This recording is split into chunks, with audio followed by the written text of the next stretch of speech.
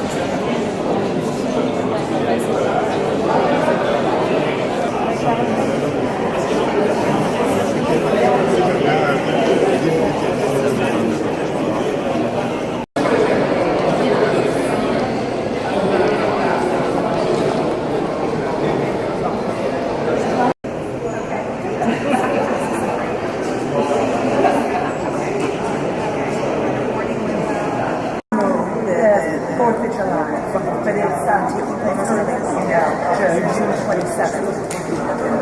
Very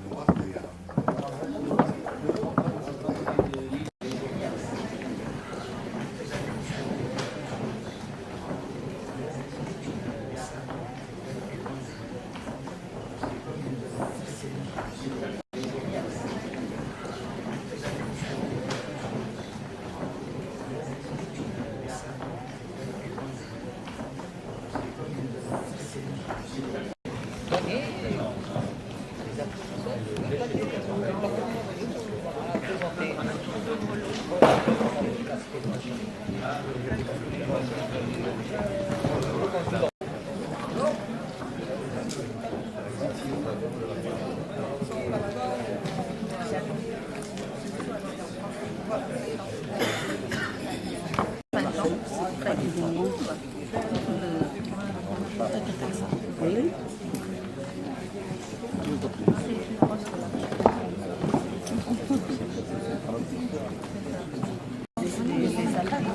Ah, c'est très bien. Oui, c'est très bien. Bel endroit. Une belle vue sur la rade de Marseille. C'est très majeur. Tranquille, sécurisé. Oui, tout à fait. Ah, c'est très bien. Oui, c'est très bien. Bel endroit. Une belle vue sur la rade de Marseille. C'est très majeur. Tranquille, sécurisé. Oui, tout à fait.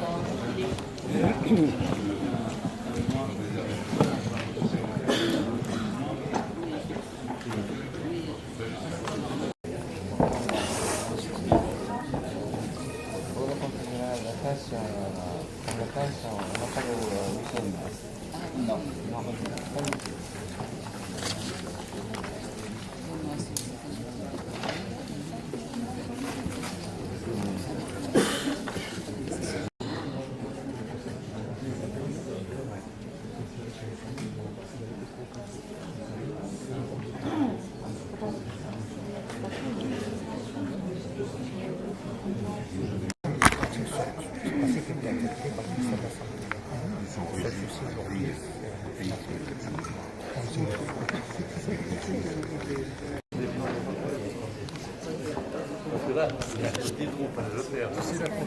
Sans déconner, Tony.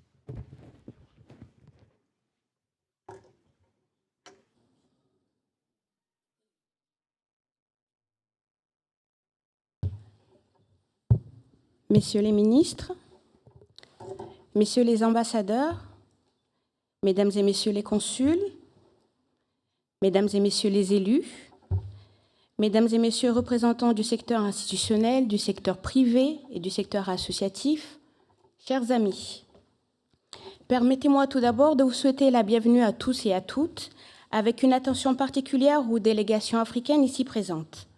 La majorité d'entre elles arriveront au cours de matinée, à l'instar des délégations nigériennes et malgaches, mais plusieurs d'entre elles sont déjà parmi nous, et je tiens à ce qu'elles sachent qu'elles sont ici, à Marseille, chez elles. Je tiens ensuite à remercier la Villa Méditerranée et l'ambassadeur Valero pour avoir accepté d'accueillir la 2e édition des Journées économiques et consulaires africaines. Je suis heureuse que cet événement ait lieu à Marseille, une ville cosmopolite qui incarne la passerelle par excellence vers le Sud en général et l'Afrique en particulier. La municipalité de Marseille, qui sera représentée par son premier adjoint, le député Dominique Tian, dont j'excuse le retard, est heureuse de soutenir cette initiative du docteur Paul Kananoura, président de l'Institut Mandela. Jean-Claude Gaudin et Jean-Luc Borloo, vous prient de bien vouloir excuser leur absence respective, bien qu'ils aient tous les deux souhaité être parmi nous ce jour. Mesdames et Messieurs, votre présence ici nous réjouit à plus d'un titre, puisqu'elle consacre l'intérêt manifeste que vous ne cessez de témoigner au potentiel économique de l'Afrique. Ces 2 journées nous permettront, je l'espère, de construire un nouveau dialogue économique entre notre territoire, de la région Provence-Alpes-Côte d'Azur, et le continent africain. Pour ce faire, le programme est ainsi prévu. Cette première journée sera consacrée à la présentation du climat des affaires par chacun des pays représentés. Prendront part à ces échanges les institutions telles que l'IRD, l'AFD, le département d'État américain, structures qui agissent de manière indiscutable en Afrique. La matinée de samedi sera consacrée aux tables rondes, avec l'intervention de plusieurs experts et témoins des potentialités économiques africaines. Pour les entreprises qui le souhaitent, des rendez-vous B2B seront organisés ce samedi après-midi. Les inscriptions sont obligatoires, vous pouvez les réaliser auprès des hôtesses qui vous ont accueillis à l'entrée. Avant de débuter ces journées à travers les discours officiels, je tiens à remercier aussi particulièrement toutes ces personnes qui ont œuvré pour l'organisation de ces journées. Une dédicace particulière à Armando Cox d'African VT, à Anis Nkouni d'Infinity Space, à Loïc Giraudon de la Direction des Relations internationales et à Sandrine Chomel de la VITEM, ainsi que la Chambre de commerce et d'industrie de Marseille-Provence et à tous les autres partenaires cités dans la plaquette que vous avez eue à l'entrée. Le futur est prometteur et on va faire de l'Afrique une terre promise. Faisons donc de ce vœu, émis par le milliardaire nigérien Aliko Dangote, une réalité. Pour ouvrir cette cérémonie, j'appelle donc Monsieur l'ambassadeur à venir prononcer son discours. Il devra s'excuser et partir plus tôt que prévu. C'est la raison pour laquelle je l'invite à venir intervenir en premier.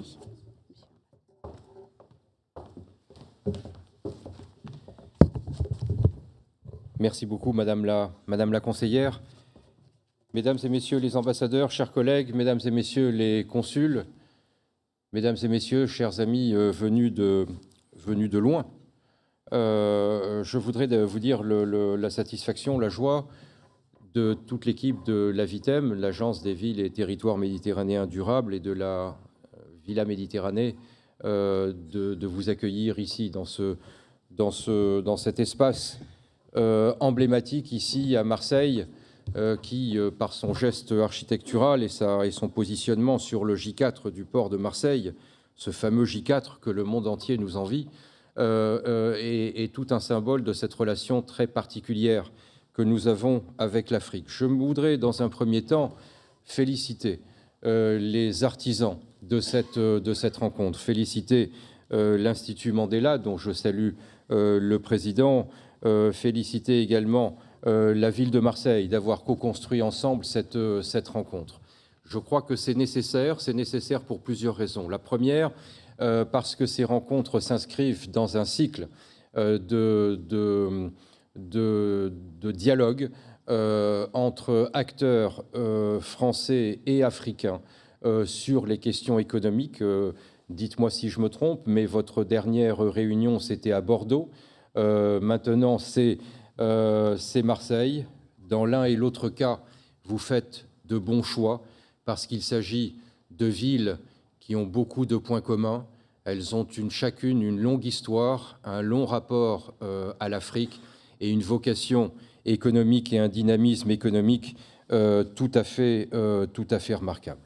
Je voudrais également souligner que ces rencontres sont également nécessaires parce que depuis longtemps en France, et là je m'adresse tout particulièrement à nos amis africains, depuis longtemps en France, nous avons fait le pari de l'Afrique.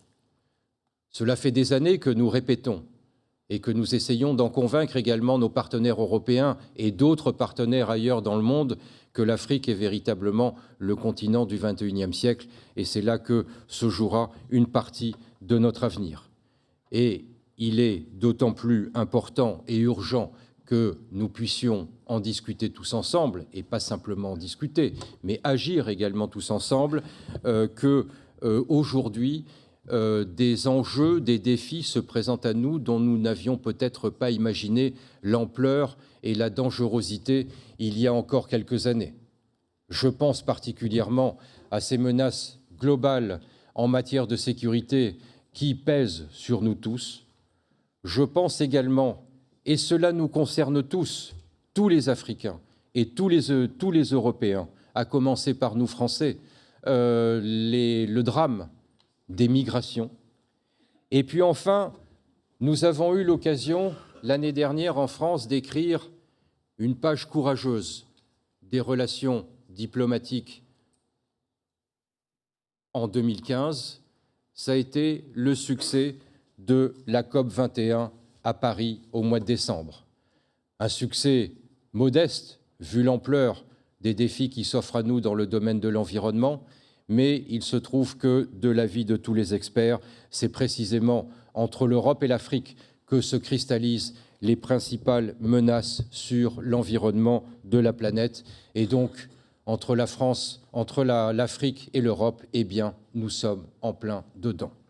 Et donc, ces menaces, mis au regard, vous l'avez rappelé, Madame la conseillère, mis au regard des promesses du continent africain, doivent nous inciter plus que jamais à travailler la main dans la main, Français et Africains. À cet égard, je voudrais rappeler à nos amis africains, d'abord leur rappeler que, en France, nous sommes la 5e économie mondiale, nous sommes l'un des pays fondateurs de l'Union européenne, et je pourrais continuer comme ça pour dresser le profil de notre pays sur la scène internationale. Mais la France a peut-être une qualité qui peut la différencier d'un certain nombre d'acteurs sur la scène internationale, c'est celui d'une fidélité ininterrompue et d'une solidarité sans faille vis-à-vis de l'Afrique, vis-à-vis du continent africain, vis-à-vis de tous les Africains depuis le XXe siècle. Et à cet égard, votre réunion d'aujourd'hui nous remplit de grande satisfaction parce qu'elle montre combien, dans la vie quotidienne, dans le travail concret, au-delà des paroles, au-delà des discours, il y a véritablement des acteurs de part et d'autre qui travaillent ensemble de manière tout à fait concrète sur des projets. Et puis je voudrais dire, après avoir de manière très sommaire brossé le profil international de la France, je voudrais également leur rappeler leur rappeler qu'ils sont dans une ville dont une grande partie de son histoire a été marquée par cette relation très particulière avec l'Afrique. Et ce n'est pas par hasard tout à l'heure, ni par fantaisie, si j'évoquais ce J4 que le monde entier nous envie, parce que ce J4, cette esplanade sur le port de Marseille, elle a vu partir et arriver tellement de bateaux qui reliaient Marseille à l'Afrique depuis tellement d'années. Et donc nous sommes ici dans un lieu symbolique. Et au-delà des symboles, ce qui est important, c'est de rappeler ce lien tout à fait particulier entre Marseille et l'Afrique, toute l'Afrique. Et puis il est important également de rappeler à nos amis africains qui nous visitent aujourd'hui qu'ils sont également dans une région qui est tout à fait particulière sur la géographie française. C'est une région connectée, d'abord. Et dans le monde actuel, dans le monde de la mondialisation, la connectivité est particulièrement importante. Nous sommes connectés au niveau des transports. Paris est à 3 heures de TGV d'ici. Les rives de l'Afrique du Nord sont à quelques centaines de kilomètres de Marseille et desservies tous les jours par des bateaux. Mais nous sommes connectés également au niveau de tous les réseaux de communication, de télécommunication, au niveau des réseaux d'approvisionnement énergétique, ce qui fait de la région Provence-Alpes-Côte d'Azur une région tout à fait particulière sur la géographie de la connexion en France. Et puis nous sommes également, et je le répète à nos amis africains parce qu'ils la connaissent bien, cette région, nous sommes également dans une région qui est une région d'intelligence, un territoire d'intelligence. Nous avons ici à Marseille l'université Aix-Marseille, qui est la plus grande université de France, la plus grande université du monde francophone et qui accueille, soulignons-le, qui accueille de nombreux étudiants venus de toute l'Afrique. Et puis vous êtes également, chers amis africains, dans une région particulièrement et remarquablement dynamique sur le plan économique, une région où fourmillent les start-up, les centres de recherche technologique, où l'on fabrique ce que l'on appelle, je parlais de francophonie à l'instant, on pourrait dire des smart cities, mais moi je préfère parler de villes intelligentes, de territoires intelligents, c'est-à-dire où l'on prépare l'avenir.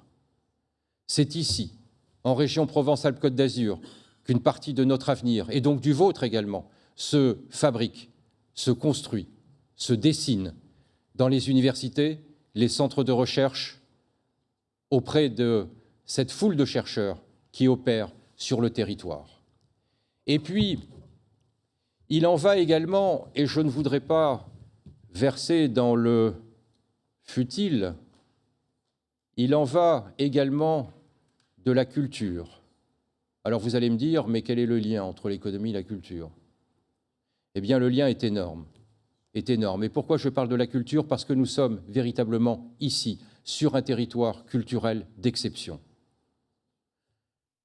Les industries créatives, la vitalité culturelle de l'ensemble du territoire est quelque chose d'extraordinaire qui irrigue et nourrit l'économie de la région et de ses principales agglomérations.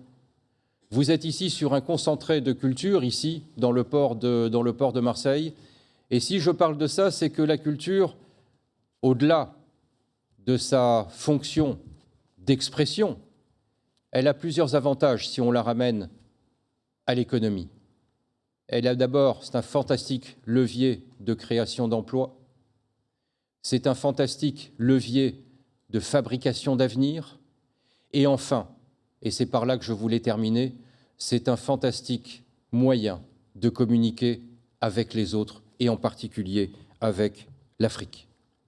Je voudrais ne pas être plus long, vous redire encore merci et le plaisir de toute notre équipe de vous accueillir ici à la Villa Méditerranée et surtout, vous souhaiter 2 journées de travaux aussi productifs que possible, échanger, communiquer, bâtissez ensemble des projets, mais surtout, continuez à le faire une fois que ces journées seront terminées, parce que c'est à partir de demain soir, quand vous, les Africains, vous rentrerez chez vous, quand nous éteindrons la lumière ici à la Villa Méditerranée, que le travail de ces journées commencera véritablement. Je vous remercie beaucoup.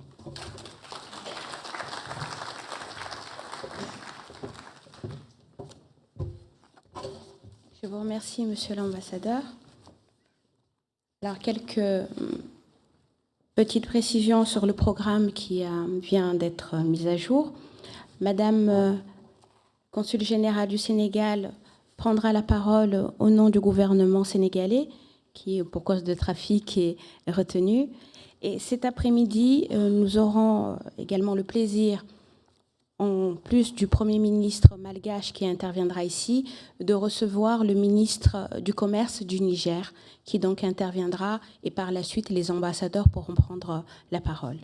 J'invite donc Madame le consul général du Sénégal.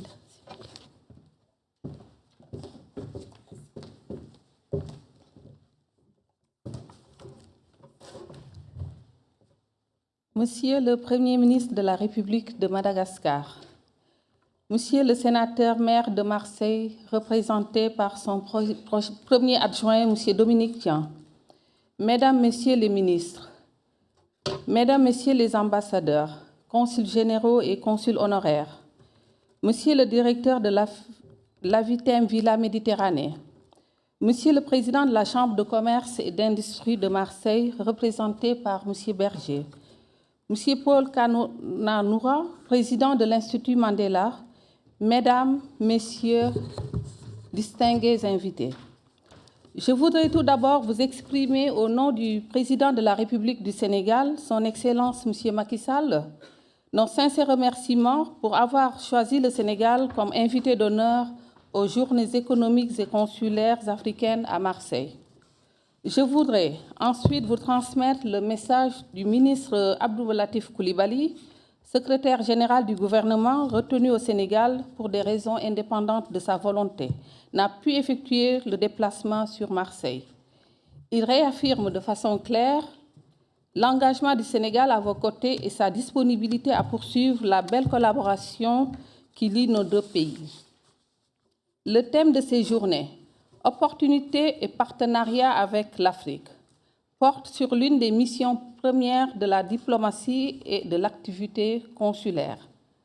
Comme toujours, la diplomatie, instrument régalien au service exclusif de l'intérêt national, se conjugue et se confond avec la tâche de développement économique et social d'une nation. Dans ce monde en perpétuelle évolution, de nouveaux besoins se font jour qui demandent une relecture des enjeux pour comprendre nos options, nos atouts, nos contraintes, en vue de mieux promouvoir nos choix et nos intérêts. Les questions à l'ordre du jour qui seront abordées durant ces 3 jours et qui portent sur le climat des affaires, les opportunités d'investissement et la mobilisation des ressources extérieures sur la stratégie de développement des exportations sont toutes importantes. La corrélation entre ces questions rend compte de la complexité des missions des représentations diplomatiques et consulaires dans un contexte de concurrence tous azimuts, où l'économie, le commerce et l'investissement restent au cœur d'une action diplomatique qui se veut réfléchie, prospective et axée sur le résultat. Mais au-delà de la prise en charge des questions consulaires, nos consuls généraux et consuls honoraires africains doivent davantage s'investir dans la promotion de la destination Afrique, en termes d'échanges économiques et commerciaux et d'investissement.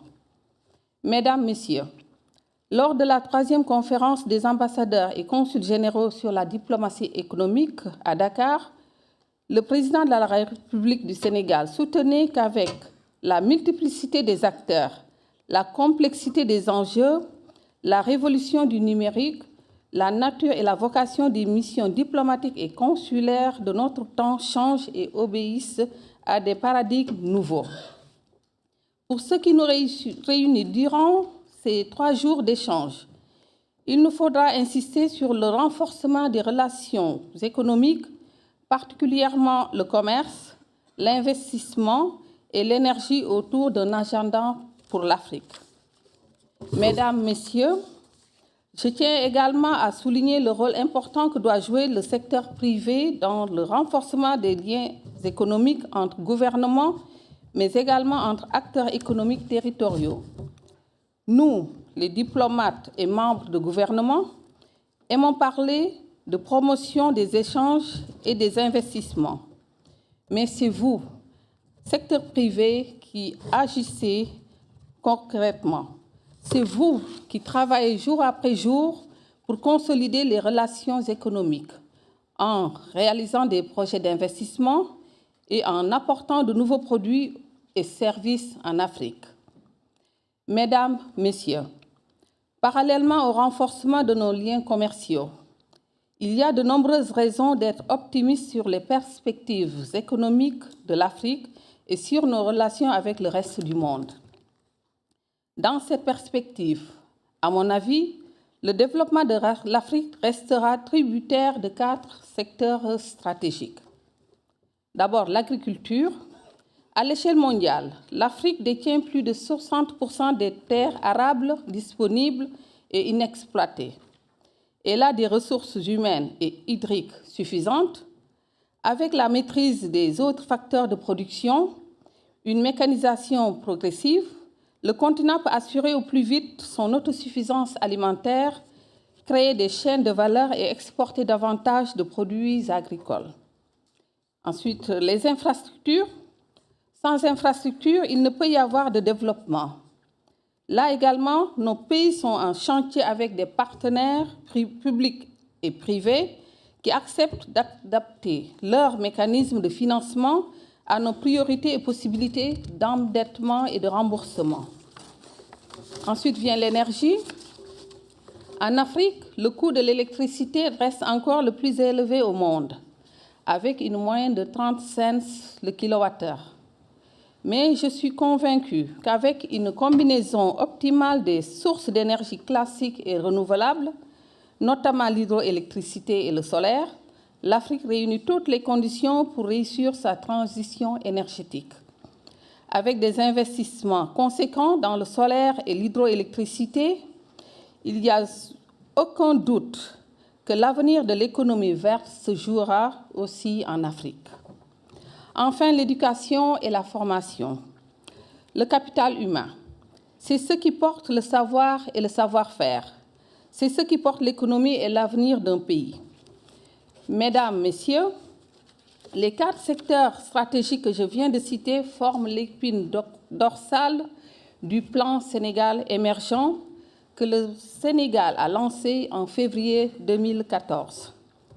L'émergence, nous la voulons dans la solidarité, dans l'équité et aussi dans la justice sociale. Pour terminer, je voudrais exprimer ma gratitude au président de l'Institut Mandela, le Dr Kananoura, pour avoir organisé ces rencontres et ses partenaires institutionnels pour le soutien indéfectible de la promotion des liens commerciaux entre la France et l'Afrique.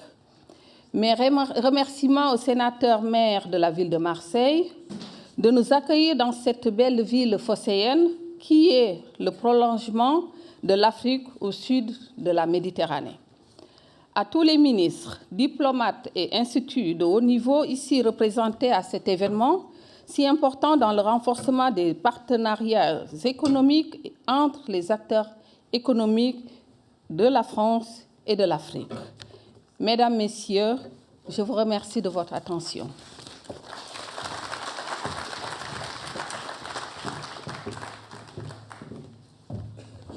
Je vous remercie, Madame le Consul général. J'invite à présent le Dr Paul Kananoura, président de l'Institut Mandela, à venir prendre la parole.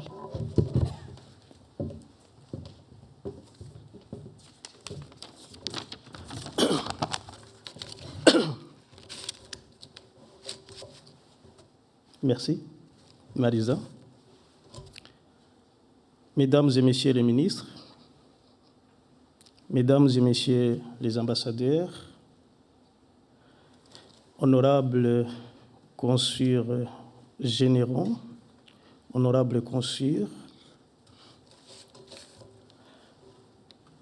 Mesdames et Messieurs, à vos rangs et qualités, je vous remercie très sincèrement pour votre présence.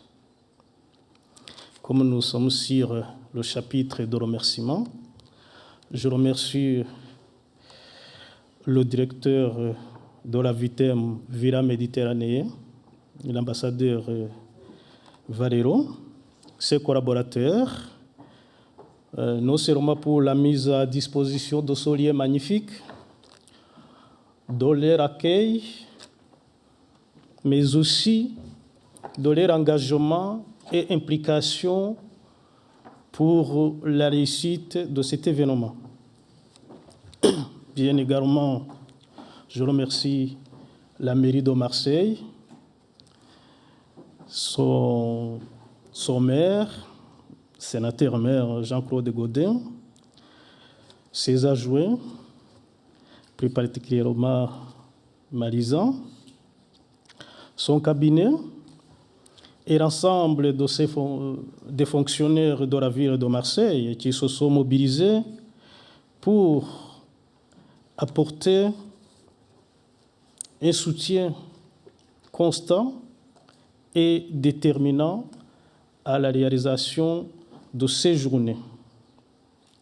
Un grand merci à Christine, qui n'a pas compté ses heures d'investissement personnel pour que nous puissions être présents dans de bonnes conditions.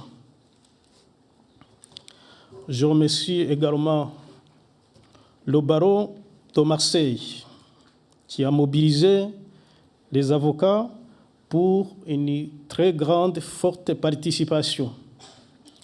J'ai été sincèrement très touché par cette mobilisation, que ce soit des bâtonniers, que ce soit de l'ancien bâtonnier et que ce soit leurs collègues avocats pour mobiliser le milieu marseillais, malgré que c'était au dernier moment.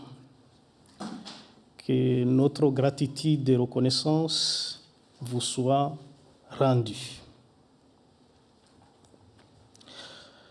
Je remercie notre partenaire principal, le département d'État américain, pour son soutien constant. Le soutien constant aux actions des pays africains, le soutien constant aux actions des acteurs africains que nous sommes, le soutien constant à la jeunesse africaine. Il faut rendre à César ce qui est à César et à Dieu ce qui est à Dieu. Je salue évidemment le dévouement du comité d'organisation, Dorotrion, Marisa, Anicel et Armando ont fait un travail formidable. Donc, ce qui m'amène à remercier nos partenaires Infinity Space et Africom Vitae pour l'implication depuis 6 mois à côté de l'Institut Mandela pour l'organisation de cet événement. La ville de Marseille entretient de nombreuses années de liens économiques et d'amitié avec les principales villes africaines. La VITEM, Agence des villes et des territoires méditerranéens, et la Vira Méditerranée créent des synergies et favorisent des rencontres et des débats géopolitiques et diplomatiques ici même, vers la Méditerranée, mais ces débats sont ouverts sur le continent africain. Et d'ailleurs, nous sommes là. Ça se justifie. Et ça montre leur détermination à regarder aussi ailleurs qu'autour de la Méditerranée. C'est cette raison que l'Institut a décidé d'organiser la 2e édition des Journées économiques et consulaires ici à Marseille. La prochaine fois, peut-être, on sera encore à Marseille. Si la ville le souhaite, nous sommes toujours ouverts On le fera aussi dans un pays africain, si les portes sont ouvertes. Et je crois qu'il y a des demandes dans ce sens. Nous répondrons présent. Nous le ferons aussi dans d'autres villes françaises, si la demande se fasse. Le potentiel économique du continent africain ne fait aujourd'hui aucun doute. C'est le moment d'investir chez les amis. Demain, ça sera trop tard.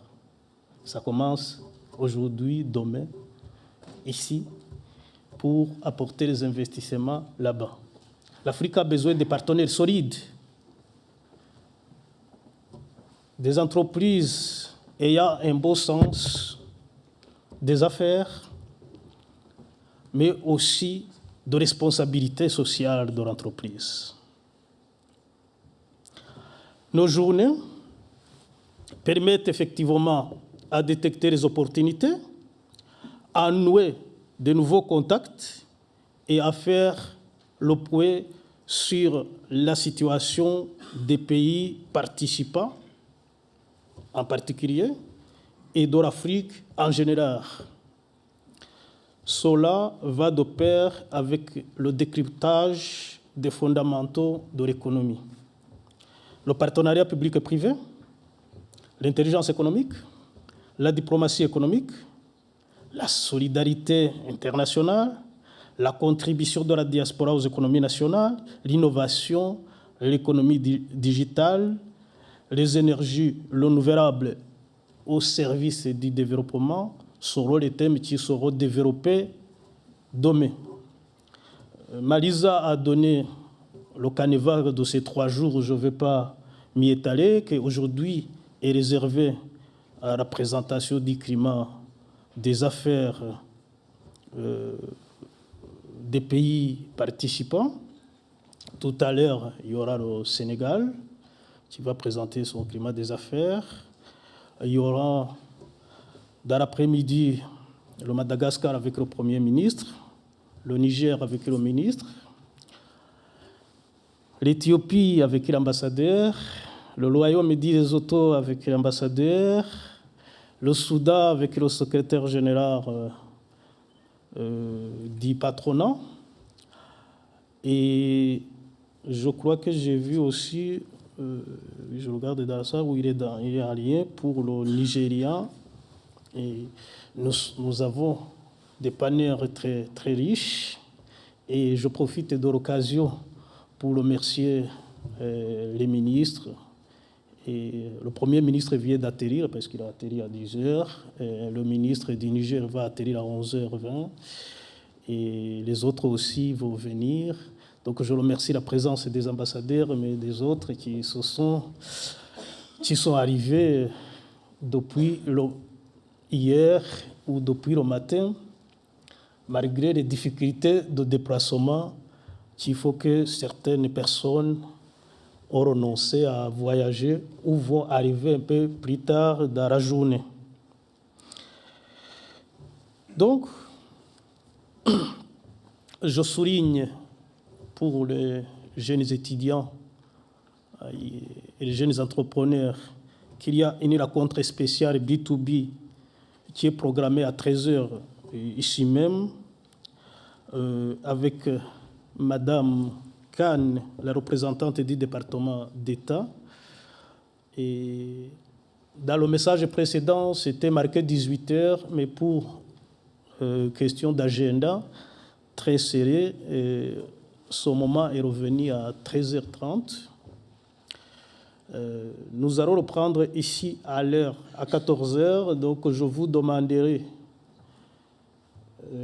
d'arriver, surtout un peu avant le Premier ministre, 13h40, 13h50, surtout que Marisa va nous donner le programme qui va nous permettre de rester ici dans la Villa méditerranéenne, je crois. Donc je vous remercie toutes et tous pour votre aimable attention.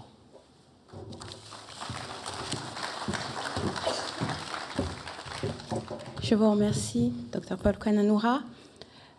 Donc, pour avancer sur notre programme, nous allons vous projeter une petite vidéo qui durera 7 minutes 30. Suite à ça, je vous inviterai à une pause café et je m'excuse encore une fois pour tous ceux qui n'ont pas pu avoir leur accueil café ce matin. Sachez que par la suite, ce sera le Sénégal qui débutera sa présentation pays et nous déjeunerons tous ensemble ici puisqu'un cocktail déjeunatoire vous est offert. Je vous prie, s'il vous plaît, au service technique de nous projeter la vidéo. Je vous remercie.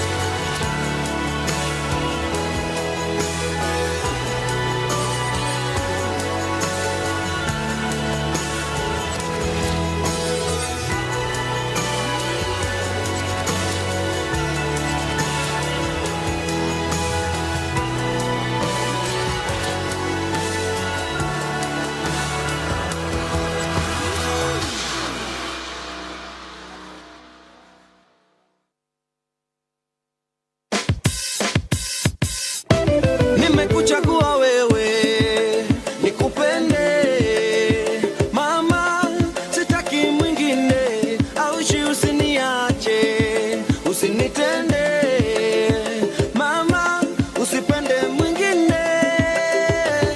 Moyo wangu ni mwepesi, umenikalia chapati, nafanya vituko kama chizi, kukupenda sitasizi. Moyo wangu ni mwepesi, umenikalia chapati, nafanya vituko kama chizi, kukupenda sitasizi. Sura yako mzuri mama, mzuri mama, mzuri mama, mzuri mama, na tabasamu lako maua, mzuri mama, mzuri mama, sura yako mzuri mama, mzuri mama, mzuri mama, mzuri mama, na tabasamu lako maua.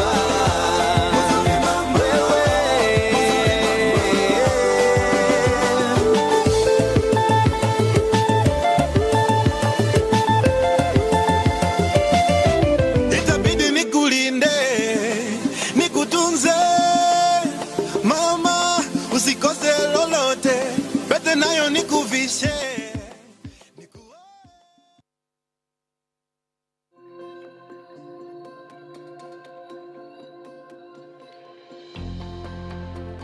Private sector investors and governments are playing a pivotal role in the social and economic transformation of Africa. Total foreign direct investment in Africa rose to $128 billion in 2014, more than double the year before. The continent accounted for about 17% of global foreign investment, making it the second biggest region after Asia Pacific. Forecast estimates of national GDP growth range as high as 8%. Population is growing, and a young, dynamic urban middle class is emerging. Energy and people are the driving forces behind domestic economic expansion, and Africa's oil and gas potential will grow significantly over the next 2 decades. Africa holds 8% of the world's commercial oil reserves and 7% of global gas reserves. And now, more than 500 companies are exploring for more resources. Innovative projects like the offshore Agbami development and the onshore gas facilities in Nigeria are examples of major oil and gas investments that are contributing to Africa's long-term economic growth. In Angola, the country's liquefaction natural gas project and the offshore Mafumera Sol development, whose production capacity represents more than 10% of the country's energy production, provide a sense of scale of the infrastructure being put in place. These are the kinds of energy projects that spark domestic infrastructure development and draw investors to a variety of economic sectors. To support that diversity and large-scale projects, a growing number of small and medium-sized businesses are establishing a base of local suppliers in Africa. Governments, national and international oil companies, NGOs and investors are working together to increase Africa's human capacity, improve healthcare and education, and expand economic opportunity. An example is the Niger Delta Partnership Initiative launched in 2010. This unique public-private partnership is lifting individual livelihoods, expanding the local economy, and helping people develop the region's business climate. Health partnerships such as those conducted with Texas Children's Hospital, national governments, and Chevron are bringing doctors to Africa, training local staff, and responding to child and maternal health care needs. Programs include the Angola Sickle Cell Disease Initiative that has screened more than 120,000 newborns and provides care and treatment for almost 1,700 children. The health program in Nigeria run by PACT has helped more than 30,000 pregnant women with testing, education, and counseling to prevent mother-to-child transmission of HIV. Investors and governments are building human capacity through education and training programs, growing availability of skilled labor forces, and qualified professionals who are taking their places in every economic sector. Opportunity and collaboration are the keys to success in Africa today, and investors are finding that where people flourish, business will thrive.